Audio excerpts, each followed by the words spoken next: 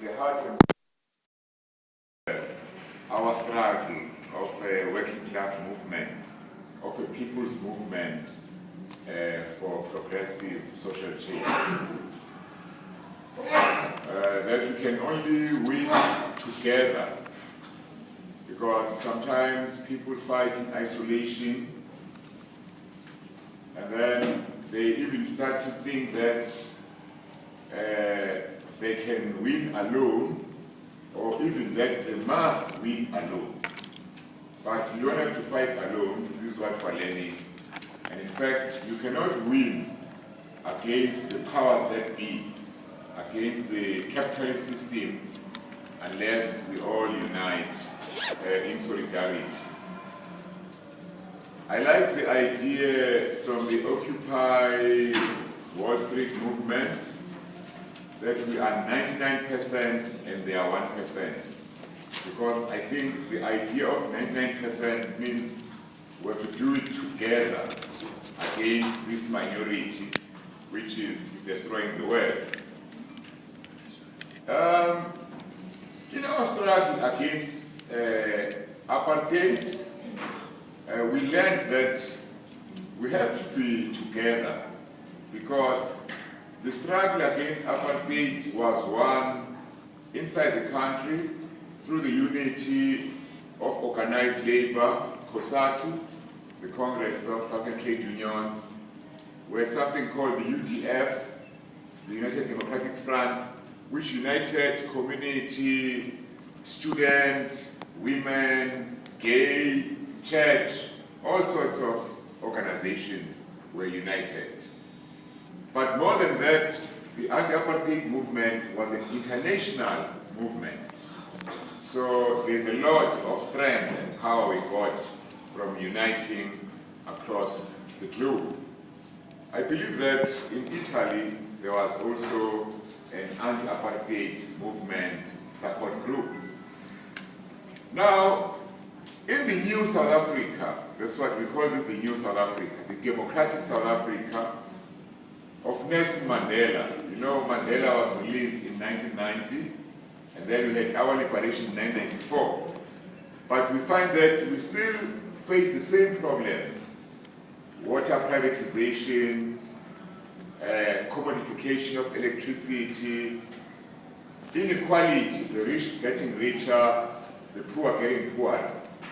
In a way, we are relearning those lessons that we have to fight together. So in Soweto, after 4 years of independence, Soweto is the biggest township in South Africa. It's in Johannesburg. A township means a working class area, like a ghetto. Yeah. In Soweto, we had this problem of the commodification of electricity. So the government was forcing us to pay for electricity, increasing prices, and then cutting people off in order to enforce payment. So we had to group ourselves together and fight against this. So collectivism, but also direct action, because we learned that what we have to do when they cut us off, we have to reconnect ourselves. So we have this movement called Operation Khanyisa. Khanyisa is to bring the light in Zulu. So when they cut us off, we'll reconnect ourselves through, I think it's a form of direct action. It's the same with water.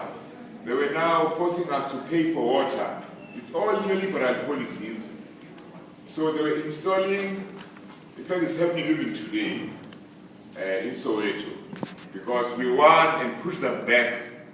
Now they are pushing us back again.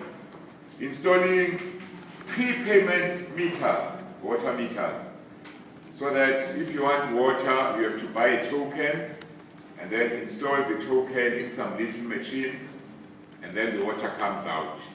So the response was to march against that, organize against that, but ultimately to simply remove those meters and let the water flow.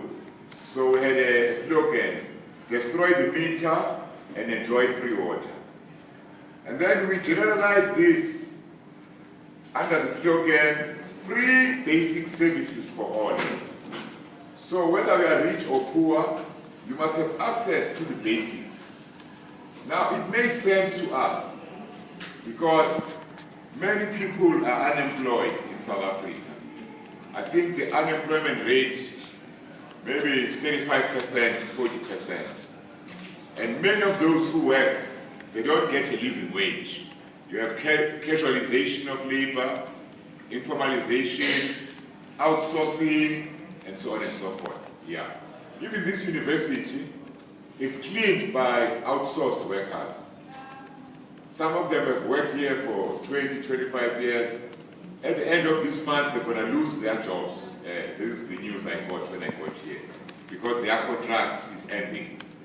So, destroy the water, destroy the meter, and enjoy free water.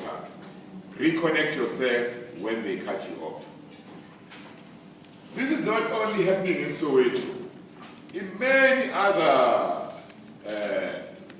townships in South Africa, you have what is called service delivery protests. So communities just rise up and revolt.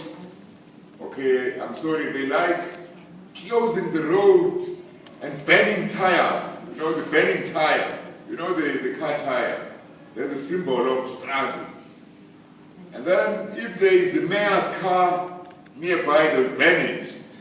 They will march down to the mayor's house and burn the mayor's house, you know, if they want to. Now, these service delivery protests are happening everywhere. But the problem is that they happen in isolation. And also, you get a sense that each community, because there's a bit of, you know, neoliberal ideology, it's competitive. So the government says, we are too many, I have to start somewhere. So people burn tires and revolt in order to get the attention of the government, so that they can be the first ones to get the houses, to get the water. So in a way, I'm going back to this issue of solidarity. So it might look militant, it is militant. It might look radical, it is radical, but it also eats away the foundation of solidarity. We also have